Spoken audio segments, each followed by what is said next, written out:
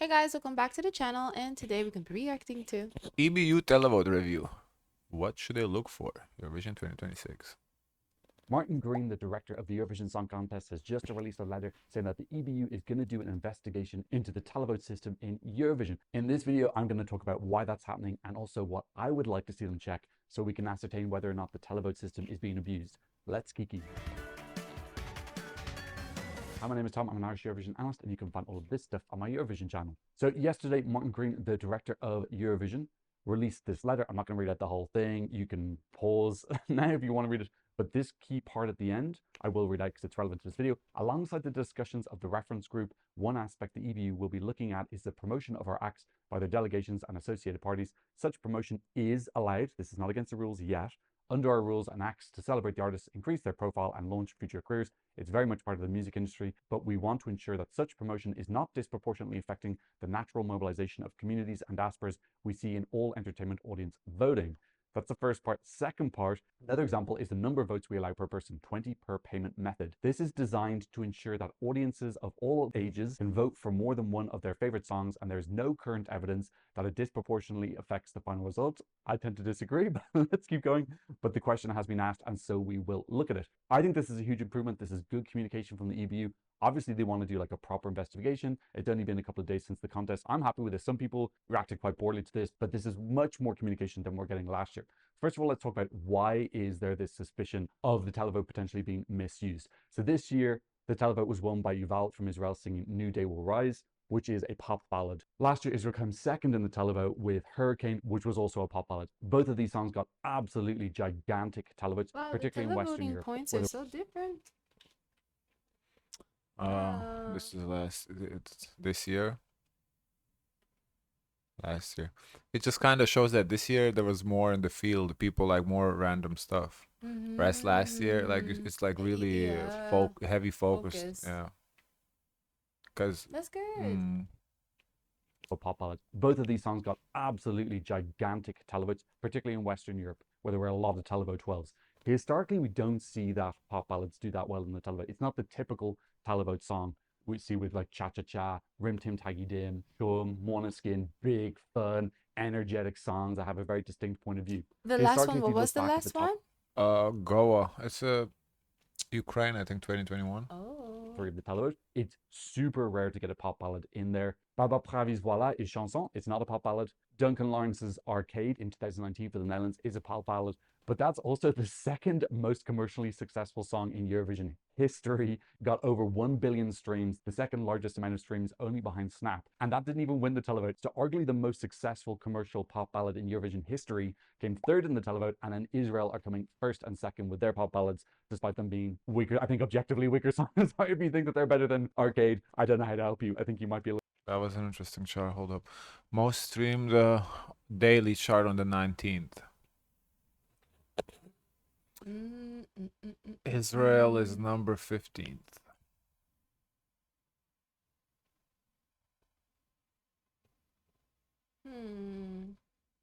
Well, dang. Look at Spain. Yeah, so what does that say? Spain is number 8. Well, I guess, you can attribute that. One, Spain is a large country. Two, the whole Latin America speaks Spanish, so they can listen to the song. Ew. Wow. But yeah, Spain is definitely not where it should have placed. Voyage. Wow. Luxembourg Voyage. Wow. Yeah, interesting chart. Greece did pretty good. A little bit biased. Wow. And then if you want to go back to the next one, I think it would be Russia 2015, A Million Voices. So pop ballads never get top 3 in the televote. They're just not televote bait songs. The last 2 years, Israel have come first and second with gigantic scores. So a little bit of suspicion from that. That's not the official reason given. That's just my speculation. But a lot of broadcasters have raised concerns that they think something fishy is going on. We know which songs are televote bait songs each year and which songs are jury bait songs. Very distinct characteristics of the two categories. Another reason speculated why broadcasters are complaining is because of this gigantic advertising campaign that the Israeli government did. Again, this is within the rules. There's no current rules that said you can't do that. although many people like me feel like it's absolutely not in the spirit of the contest whatsoever, actively trying to engage your diaspora to vote competitively as opposed to for what songs they enjoy. Now, there's been a lot of criticism for the EBU lately about them not having enough transparency. Why don't they just release all of the televote results and then we can all go crazy analyzing the crap out of them? I know if I saw those results, I wouldn't sleep for a week. Unfortunately, we've It would be interesting to see the results, yeah, for the transparency's sake, yeah, why not? I think they should do that. It would be good for the competition, for the transparency, for everybody, yeah. seen a lot of abuse of the televote in the past, not by Israel, but other countries. If you release this data, anyone who wants to manipulate the televote will have all the information on which are the easiest countries to manipulate. Some countries have millions of I votes, guess some that's countries why. only have a few thousand. If you know which ones are which, you can just go to that country, buy a bunch of SIM cards, and start manipulating the vote. Someone did that, allegedly, potentially, which I'll talk about in my semi-final one analysis video, which will probably be my next video unless more dramatic letters are released. So realistically, the EBU can't be fully transparent with this. They can't release all the data. It would just cause so many problems in the future and more people trying to abuse the televote system. Okay, now we're going to go through what I would do if I could get my hands on those delicious televote results. It's never going to happen, but this is what I would like to see them check to look for whether there is a statistically significant abuse of the televote or not. We have 38 televotes, the 37 participating countries in 2015, plus the rest of the world. I would pick one of them. Because I'm Irish, let's just pick the Irish televote as an example. Step number one. And the first thing that I would do is look at how many times each person voted. So when people go up to the vote 1 time, 2 times, all the way up to 20 is the maximum. And I would make a bar graph with all of those votes. I posted a poll on my Patreon and I also made it public and I posted it on my Twitter as well and got people to vote on it. We had over 500 responses just to give a rough idea of what this could look at. This is not the results. I don't have those results. If I did, I would be up all night looking at them. These are just an example, but this is what the bar graph could look like. At the bottom here, you can see the amount of times that each person voted from 1 up to 20, and then what percentage of them. So 37% of people who replied to the poll voted 20 times, 7% voted 5 times, etc. Now, obviously, the people replying to this poll are super Eurovision fans, so I think in real life, there would be much less people voting 20 times and more voting 1 to 10. This is just an example, though. So what I'd want to look at is I'd want to zoom in on that 20 column. I think it could include maybe 15 plus. I don't think there's a big reason why you'd exclude 19 and 18. They'd have to draw a line somewhere. Now, once this graph is laid out, I would want to compare that to 2004. And then I want to compare the two of them to 2003 and earlier. So we're looking at, is the spread of how people voted significantly different? Why 2004 particularly? But that's a long time ago. I don't know if you can. That's pre-internet, basically. I don't know. You have to start somewhere. Yeah, but why go so far back? Go, I don't know. When I say significantly different, there are actual statistical tests that you can use to prove that whether something is just normal randomness or if it is significant, this is outside the realm of normal randomness, something significant has changed. But yeah, focus in on these people who voted a lot of times. So let's, for example, zoom in on this 20 column. So these are people who voted 20 times. We don't know who for or how many different countries. We're going to find that out next. Let's go step number 2. We're going even deeper. We're going so deep into the rabbit hole of the people who voted 20 times. How many different countries did they vote for? The minimum will be 1. The maximum will be 20, although that's insane. Why would you vote for 20 different countries one time? That seems really, you do you, babe. Yeah, That's how you want to vote. Who do you want I to love win? it. Go democracy. Here's another example. I actually asked my patrons to leave comments about if they voted 20 times, how did they distribute the votes? I can use myself as an example here. I voted 20 times and I spread it amongst 10 different countries. So here is an example from my patrons how their votes were spread. You can see 2 people voted only for 1 country. Most people voted for 2 plus. The most common one was people spreading their votes among 6 people. I spread my votes among 10 people. This seems like an organic way to spread your votes, in my opinion. A couple of people voting for 20. Yeah, for one country, you like really only found out that you don't really care about. It's for, I would say it like this. If you vote for one country, you're not voting for music, you're voting for that country. So that would be me being Lithuanian. I just vote for Lithuania because it's Lithuanian, that's it. It is what it is. I feel like if you only vote for one country, it is not for the love of music. It can be that you only like one song and that. It's just, it can't. I don't see it. I'm sorry. You could. I don't see it. And you really want them to win. You don't like anything else, just one song. Not just that, but you give them want one them vote. to Give win. give 19 to 1. I don't know. I don't. But then if you give your vote to someone else too as well, it can strategically help your country kind of stay at the top because you kind of want to shift the possibility that your rival does well by giving to an unlikely country to win. Right. You could possibly do that. That's what I'm saying. Like, if you only give to one country, that's, to me, that's a diaspora vote right there. You're voting for your country, no matter what kind of trash they produce. You're still voting for them because that's your country. You can do that. You can do that. This is not illegal, but that's what happened with all the Israel votes. 20, like people who absolutely adore one song or know that it maybe might not be appreciated by the general public. I think songs like Lithuania, Latvia, which are a little bit niche. Anyone who is a bit worried about them might say, okay, I'm going to vote 20 times. Albania as well. But generally, I think people like to spread their votes out. All these people who voted 20 times in Ireland, they're spreading out, seeing how many different countries did they vote for. That's step 2. Again, we can stop because even if it was only like one country that you really, really like, I don't know if you give the whole 20. Okay, one country, I'll give them like 5-6 votes. Okay, that's enough. I just don't like nothing else. Don't vote, but 20 votes, I don't know, that's a lot. Compared to 2024 to see, okay, is this changing? Was it similar to last year or not? Then compared to 2023 and earlier, which are normal years, you could say it's your control group. How far back they want to go depends on how much time they have, because there's a lot of work. I'm not saying that this is something you do in 20 minutes. This is going to take a lot of legwork. Like, you see, but people, yes, when there's like a limit on food, they get strategic with it. They bring another membership and they try to collect as much as possible, especially when there's a limit, because when you see there's a limit, it creates a sense of urgency. So what if, I don't know, let's say they do no limit, because then you don't know how much the other people are going to go hard. If there is no limit, the deepest pockets are going to win. Comparison at the end of step 2 as well, the same way we did at the end of step 1. Then we want to go deeper. Like we're going so deep, we're going to bleed your pocket too, because you don't know how much the other people are going to put in. Yeah, but so it's like your odds. I mean, if there's no limit, Eurovision would make way more money than it does now. Anna Trench, we've got a scuba gun. I think we need more than scuba gear. Because then you can see we're going to focus in on easier, because you're going to see an outlier completely. Because they're going to make sure to guarantee the win. I think they should do no limit. And you can't conclude it's a fraud just because somebody's willing to spend shitload of money on one country. One vote column. So these are people who voted 20 times. Fraud, there has to be some sort of coordinated effort. But they only voted for one country. And intent to manipulate. Coordinated effort. Coordinated effort and intent to manipulate. I mean, just because you want the country to win, that's not manipulation of itself. You really try hard for a country. Hey, we are all gonna vote for this country and that's it.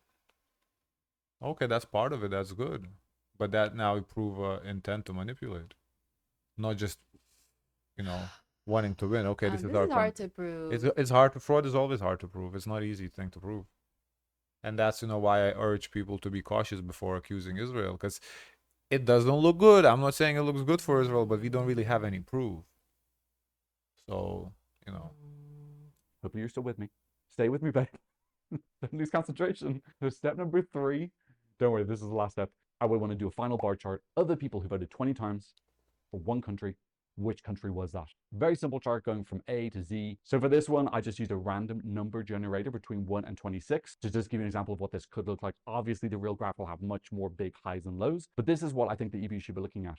People who voted 20 times and only for one country, who did they give their 20 votes to?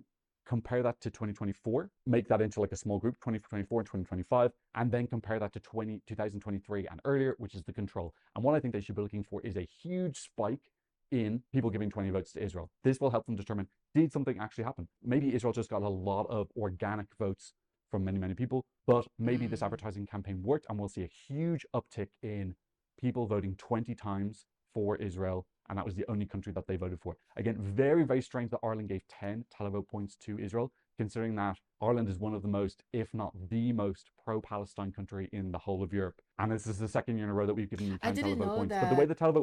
Yeah, remember Spain and Ireland, 2 countries, works is, if you're pro-Israel, you can vote for them 20 times, 60 times, 100 times.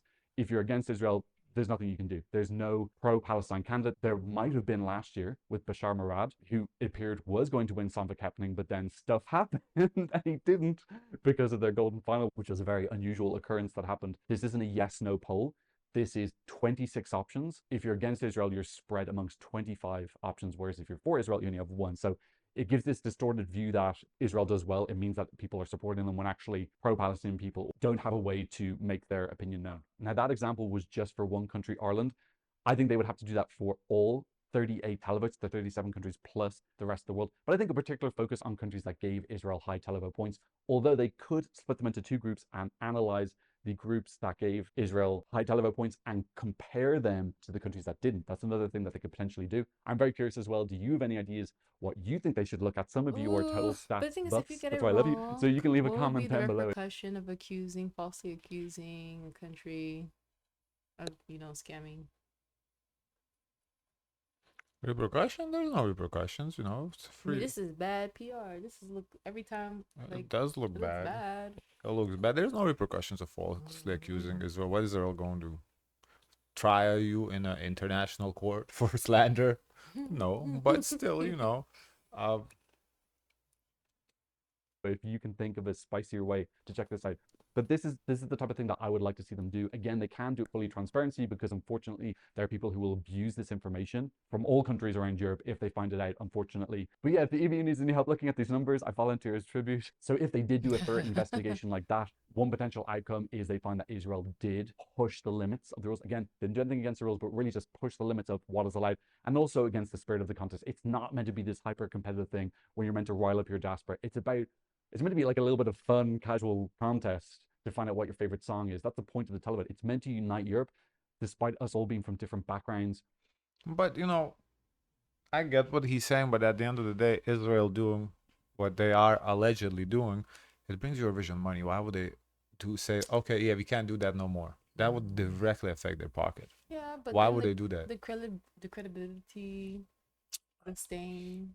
How I see it is that they do this investigation. What he gave us, it was interesting points. It was good suggestions, Yeah. And then if we see like a spike, well, not we, Eurovision EBU sees a spike in Israel, and in that phase 3, that Israel spikes all over everybody, then I think there needs to be investigation how those votes were gathered. If we can somehow find out the phone numbers, I don't know if you can triangulate those phone numbers, like where the location, to see like, okay, did they all come from the same location? Like, do they all come from the same like neighborhood? Can we do? Because if the votes happened, but they just, if their ad campaign was just so good that people naturally voted. Yeah. I mean, sucks for the poor. Yeah. Rich win, But if there's some sort of evidence that, okay, we see that all they came from like one neighborhood, not all, but like a significant portion came out from like some sort of, like we're talking about Ireland, so like some sort of neighborhood in Dublin, where maybe there isn't even like a huge Jewish population, maybe just like a random. Then okay, hold up, this is fishy. That now, then we investigate further. So I think that's what has to happen. And if they want to disallow governments from spending ad money on it, then okay, that's cool too. I don't really have a dog in a fight. So if they change the rules, that's fine by me. I don't have a problem with them changing the rules. It's just if their ad campaign works so well that's why they won. I mean, it is what it is. They didn't cheat the system. They played by the rules and they got the votes. I think for me the most important question is, did they cheat or did they not? Because if they just outspend everybody, based and their government spent unlimited pockets to win this contest, then I mean, I can see a lot of countries pulling out for that. Like it takes away from the competition. I definitely agree with that. It definitely takes away from the competition. Competition shouldn't be about whose pockets are the deepest. Like it should be who has the best performance. Or best song, or who has the best vocals, who's the best singer, Yeah, it shouldn't be about who has the deepest pockets. It's just not fun. Yeah. So, but the way it is set up right now, the deepest pockets can win. So there isn't. Oh yeah. It's not unlawful or like against the rules for the right now. Should they change that and put their profits, as a secondary and put the integrity of the competition as the first? That'd be great. But I don't necessarily expect them to do that either. This is the song that we love the most. And it looks like that system is potentially being abused. But looking through this data will give us an objective statistical answer, whether that's the case or not. They can literally use statistical tests and tell us whether this is statistically significant. Does it have a P number of less than 0.05? Or is this an organic process where there's lots of small votes just coming from a huge amount of the population? Or does one happen in one country and another one happen in another? Hopefully they give us a really nice detailed report about that to help just bring a little bit more confidence back into the televote system. I'm seeing so many people saying that they're not going to vote next year because they just feel like they're voting for their favorite songs. But that kind of makes Israel easy. Like if you guys are anti-Israel and you decide not to vote next year, that gives a easier path for Israel's victory, though. So like I don't think the way to is just to give up. Especially if you're like really for the cause. So I don't think that's a solution. 5 different songs, and then other people are just voting strategically who maybe don't have any interest in the contest whatsoever, and this is just making them feel like, what's the point in voting? So they need to bring back the confidence in voting by doing a really thorough report, show as much of the results as possible without giving too much data away that people can cheat with in the future, and then hopefully make some rule changes based on their findings. I think definitely getting rid of ads. There's no reason why countries should be advertising for votes. Yes, definitely promote your song, sing it on TV shows, do TikToks with. I mean, yeah, I do agree that ads, maybe they can change how you advertise your songs. They say no, just plain ads saying just to vote, but you actually have to perform. I don't necessarily see why you need to run ads for ahead of the contest. Oh, vote for this. Yeah, maybe they could take this out. I do feel like that is not really necessary. It's once again, I don't have a problem with this as it is right now because it's allowed. So the countries that did it, and it wasn't just Israel that did it, other countries did it too. So Israel was only funded by the government. Other countries were funded by their or maybe their own pockets. So tricky. So it's, but talking about it like from an overview perspective, yeah, you shouldn't really need to run ads. I don't think this is something that you should run ads to vote for somebody. I think people tune in, see the performance, like it or not. There shouldn't be any ads. So for them to outrule the ads would be nice to see that. I don't think ads are necessary. It's gonna turn into like an election. It's very serious. Different people. Just saying vote for me 20 times, that is not promoting the song. You're not even playing the song. It's just like... Right, another thing, if an ad was like, how Megan Thee Stallion, we saw her ad, she just puts her music video as an ad. That type of ad, I think maybe, we can make exceptions. Like if they were to just promote the song, just put the advertisement on their music video. Whatever, cool. But yeah, like vote number 20 or like whatever. I don't know. It's definitely against the spirit of the competition. Trying to game the system, which is currently within the rules. But I think they should change those rules that you can't do that. I also think that they should change the 20 vote so you can't vote for one country. Again, there are some people who do that organically, but I think that's sacrificing that for the greater good. I think the majority of people vote for several songs if they vote 20 times. So I think that making that small sacrifice for a fairer system that's more in the spirit of the contest. If people lose confidence, we're going to see voting numbers go down, which is obviously less income for whoever's making the money from votes. Okay, that's what I thought about Martin Green's letter and this potential review of the televote system. A lot of people that I talk to, they say that they only watch the competition really at the end. Yeah. So that's why they run the ads at the end like that, because that's when you capture a lot of the people who are very serious about Eurovision, who are participating in it and involved in it. Yeah, I don't have the actual stats, but I do believe like almost every single viewer watches just the semifinals and the final. Very few people are like us, like the Euro fans. They're like sitting there watching the nationals, watching the when they drop. Nah, most people just the contest is in May. Okay, so they watch those three events and that's it. That's like the very, very big majority. The Euro fans are very much minorities. That's why Euro fans predicted one win. That's the thing. What happened? Yeah, it's a vacuum. Yeah, it's a vacuum. Can I see the comments?